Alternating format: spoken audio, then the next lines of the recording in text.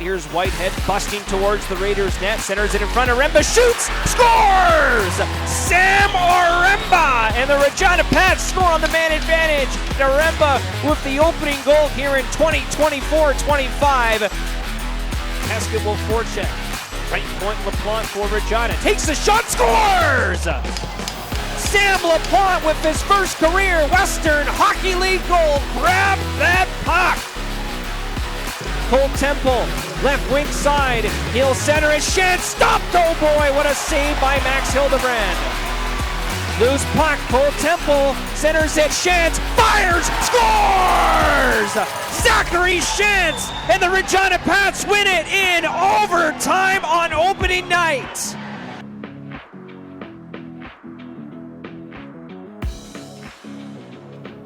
Welcome to Patscast, the unofficial Regina Pats podcast. It's episode 176. It's September 23rd, and the first weekend is in the books. Hockey is back. You were back at the rink. I was unfortunately not at the rink, but I had other sporting events on the go last weekend. But how was it to be back in the rink this weekend, Kevin? It was nice to actually have games that meant something, not just training camp and preseason games. They meant something. Saturday's game wasn't quite what they were hoping for. Friday got the W, took overtime, but they got the W. Yeah, a split on the opening weekend. Can't really argue with that. No, not at all. I was able to catch the third period and overtime of Friday night's game, and it was disappointing to see them give up the goal with 3 minutes to go in the period. But nice way to battle back and get the win in overtime in PA. You know, that's always a tough barn to play in. Tough trip up there. But yeah, and then obviously a quick turnaround. Brandon coming off a game at home, so they were at home. Then they come out here and then they had a pretty solid finish to their game on Saturday. But yeah, like I said, overall, a split on the weekend is never, you can't argue with that. Yeah, going back to Friday's game, the Pats, if it wasn't for Kelton Pine in between the pipes, it might have been a little more rough. He stopped 37 shots. The one goal, I'm sure he wanted back. It kind of hit him, got kind of stuck behind him, underneath him, and then they potted it. But he played amazing. The Pats battled hard. Like they're known for, and like you said, they battled. They unfortunately allowed Rudolph to score his first goal with like 2 minutes left in the third, but the hard workers got the overtime winner, Zach Shantz. Yeah, that's nice little setup. I think it was from Temple. Yeah, Temple stole the puck from behind the net and worked it out to front. And Shantz is wide open. All three PA guys were looking at Temple, puck watching. Yeah, and Shantz snuck in. And nice. looked like Hildebrand might have bit a little early, which hey, that's good. Yeah, it's a goal. It's a win. That's all that matters. Yep. Right, a win's a win. Yeah, and then it's nice. There isn't very many road games. Like we kind of talked about it in the season preview. There isn't very many road games at the start of the season, and I counted it. It's 13 of 18. The first 18 are at home. Ooh, I never actually looked that closely at the schedule. I know, because I was just looking at the schedule here before we hit record just to see what's coming up this weekend, what's coming up next week, and it's a lot of home games, and I counted it up, and it's 13 and 5, home and road. After that, those first 18, you got 2 back-to-back in Brandon. You're home, and then you're on the West Coast road trip. Okay. So, yeah, they do have a lot of home games in October. Yeah, and into November there.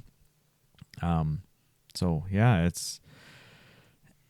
you got to kind of capitalize on it, and it's unfortunate that you weren't able to get the one at home against Brandon. They came in and kind of put the pedal down late in that game. Like we always say, those late goals, like they gave up a goal late in the first. Yeah. Late in the second, and then early in the third, and then the second period, the momentum was starting to swing a little bit towards the Pats' way in the last half of the second period, but then some undisciplined play, undisciplined penalty, and Nicholas Johnson scores a power play goal with like a minute and a half left in the second, and that's pretty much the demise of the team that night. Yeah. And Brad mentioned that he's like, we liked, the back half of that second period. The penalty cost us, but he thought that they were still playing okay, and then they get Nicholas Johnson scores another one early in the third, 2:20 in, right? So Yeah. So you're looking at 4 minutes of gameplay, 2 goals, right? So. And then he got the natural hat trick a couple minutes after that. Yeah, another 2 minutes, right, almost on the nose. Yeah. So yeah, that's unfortunate. Brad mentioned a couple things. I do like the physicality of the Pats, but it got a little bit out of hand. Cost them, like the discipline part. But I do like the fact that they're battling. Mm-hmm. They're not going to get pushed around. They got a couple guys that seem to like to not be pushed around. Yeah, and maybe not throw the weight around. And they didn't have the Vaughn twins or Howe, so yeah, it's nice to see other guys step up. Like Dayton Deschamps was throwing his body around as best he could, and Babcock, I like his leadership, but unfortunately took a bad penalty, which did cost them. But it was only a 2-0 game at that point in time, but the momentum just kind of swung. Yeah. Right out of the Pats' court. Yeah. But oh well. It's only game happened. 2. There's still 66 left. Yeah, exactly. Can't go 64-0 or 68-0. Yeah. Right. So one thing the Pats had trouble with again this year so far is they're being outshot. I noticed that pretty dramatically. Like 39-28 on Friday and 42-25 on Saturday. Yeah. That's not something we need to see every game, because that's you're counting too much on your goalies, you're counting too much on your defense to keep the puck out of the net. Yeah. And that's not a good recipe. Yeah, but I'm sure we kind of talked about that. The Pats have given up a lot of shots and a lot of goals in these last few years, right? Yeah.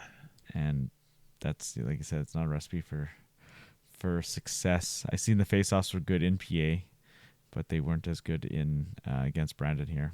No, they were good against Brandon. Or they were bad good. in Yeah. PA. You got them backwards. Oh, yeah, I did get them backwards. There we go. Yeah, they in PA owned the faceoff dot for a lot of that game. But the Pats were really good, really strong against Brandon. So it was a total reversal there. Yeah, maybe that home ice key, right? So yeah. But yeah, it's just nice to be back in the rink. Sounded like Huey made some big saves too, despite giving up 5. Yeah, he made some really nice saves, but yeah, a little bit of lack of support on a couple goals. Mm-hmm. I wouldn't say any were bad goals or anything, but yeah, he played well despite giving up 5. Yeah. All right. Yeah, I don't know. Brad mentioned a couple of things. He's like, it's the first road trip, come back late. Maybe we're a little tired playing Brandon, but Brandon had to travel too. Obviously, they traveled day of, but pretty much everybody travels. So it's exactly. It's not. I know. It is a good excuse, but it's not a good excuse. No, it's like if it would have went the other way, I'm sure Brandon could have used it. Yeah. Or whoever traveled could have used it. But yeah, it is what it is. They lost. Brandon's got a little more firepower. Yeah. Pats are still trying to find their game. Mm-hmm. Yeah. No, Nicholas Johnson. It'll get there. Three goals, the hat trick, and Roger McQueen. He had 4 goals the night before in their home opener. So they are looking for a nice hot start here. Like we said, that East Division's kind of wide open. Brandon, looked like taking an early lead into that division, right? So, and they're missing a couple guys too still. Yeah. So everybody is, right? So everybody's on that equal playing field. But it's but nice I'm not gonna complain with the split. No. A split is good. It's better than going over. Yeah. No, definitely. It would have been nice to see if finish that game off in PA in regulation. But hey, like I said, a win's a win though. Yeah, they found the way to get the W. It was late in the overtime, but they found a way, which is good. nice to see them not like fold under that, right? Like, oh, we gave up the tying goal late. Let's not give it up in overtime. So Yeah, exactly. Yeah, they worked hard in overtime too, which is nice. It was nice to see. Yeah. So anything else any other comments on these first couple games here? Well, Saturday was Brad Haroff's 100th game as the Pats coach. Yeah. Which was kind of neat. He's already 100. Yeah, he's the 16th coach in Pats history with 100 games. So it's interesting. He coached about 28 games, I think it was, when John was off sick there for a bit. So yeah, so that goes into it. It's that plus a season, right? Yeah, because you're only 2 games into this season. Yeah. So, that's good for him. Obviously, he's got the new contract, so he'll be around for a little bit anyways. Don't know how long he'll be around. You never know. Coaches are hired to be fired. That's how it seems to go. Yeah. But at all levels. Yeah, no, it is. But no, that's good for him. He wants to be here. I know. We know that, right? So, for sure. Yeah, and then I guess after Saturday, you sat down with Braxton Whitehead, kind of chatted with him for a little bit. Yeah, just a couple minute chat, just to see what his thoughts are in his last season and the whole Arizona State University thing. Just felt like sitting down and chatting with him before the season got going too far. Yeah, no, that's good. A couple comments and stuff, and he had kind of explained it in his words. We kind of had Dante kind of give us the rundown of how it went, and so I thought, let's talk to Braxton about it. And yeah, I mean, we talked to him before, and he seems to be quite a level-headed individual and a pretty smart kid, I think. He's very, very intelligent, I think. Yeah. So no matter what he does in the next stage of his life, whenever that is, if it's soon or if he continues playing hockey for quite a while yet, I think he'll be successful in whatever he does. That's for sure. So, but yeah, here we got about 5 minutes with Kevin and Braxton, so we'll listen to them now.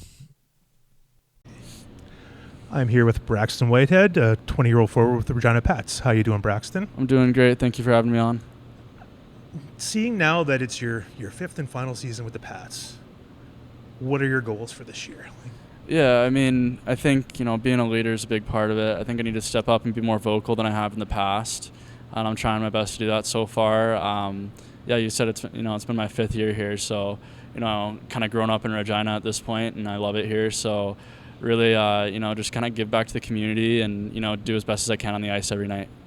And we were talking before we started recording that you said you're the 3rd senior person in the Pats organization, don't quote me on that, but I mean, around there. Yeah, there's been a lot of teammate changes and staff changes since I've been here, but yeah, I mean, I love being here, and there's nowhere else I'd rather be.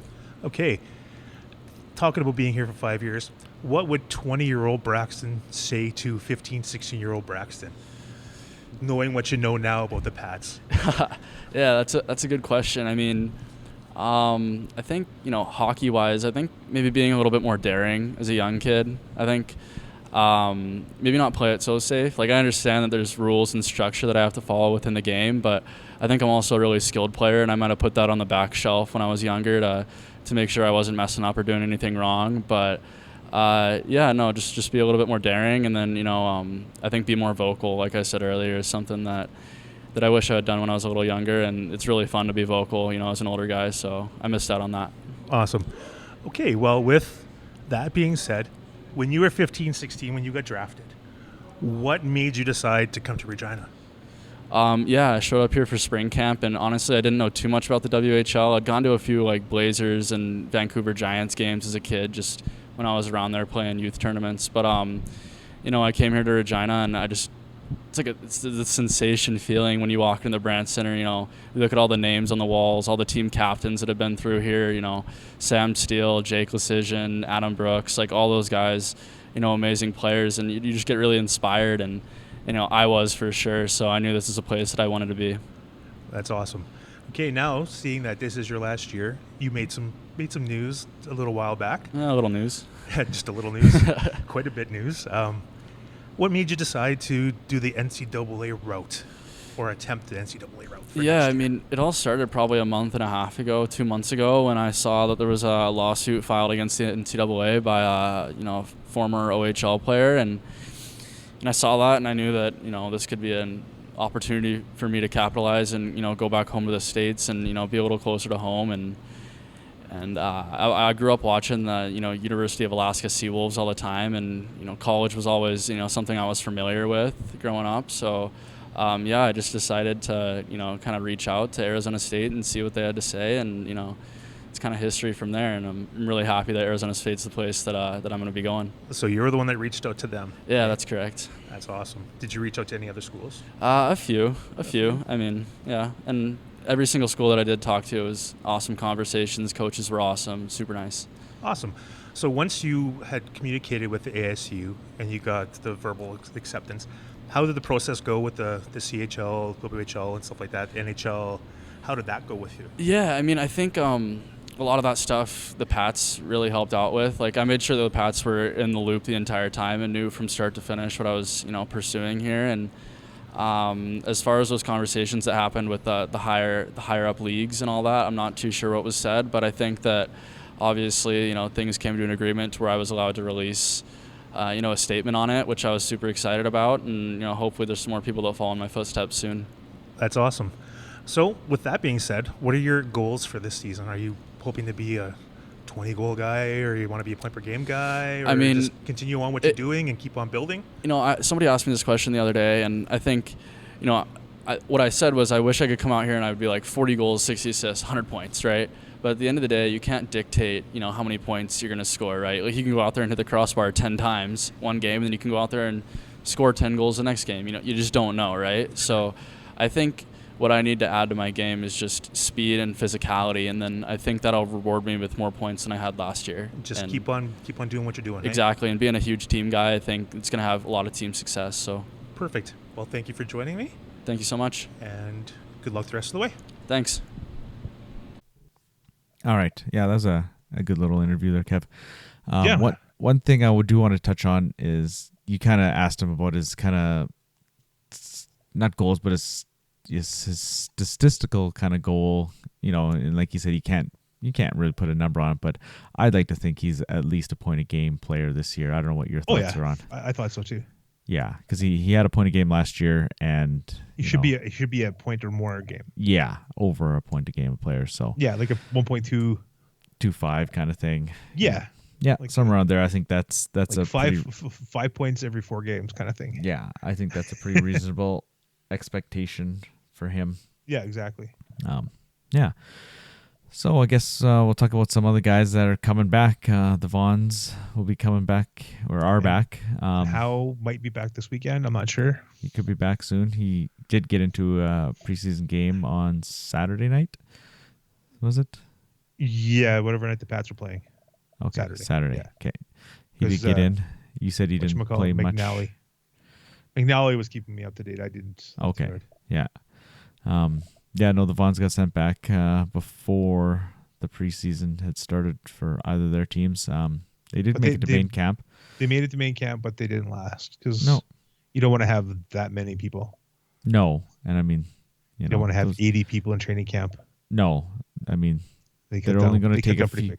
Yeah, they're only going to take a few from the rookie camp, which they both played in, and played. I don't know if they did play against each other in that one game. They were slated. Anaheim versus LA. Yeah, I'm not sure. It would have been kind of neat if they would have fought.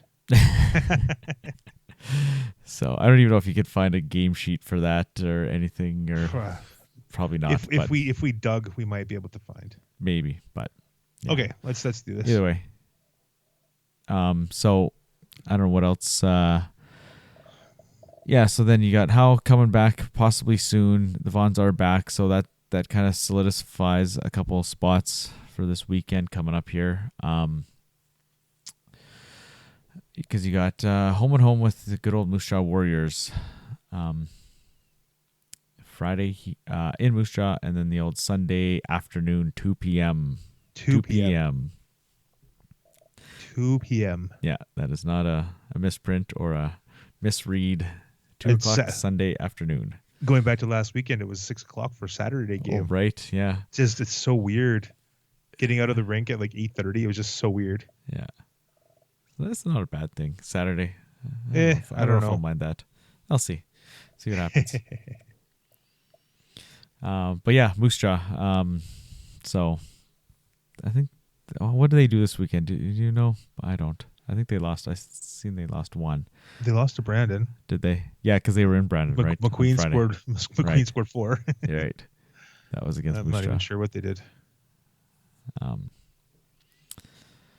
But yeah, Moose Jaw, they're down a little bit, so we'll get to see them firsthand a couple times here.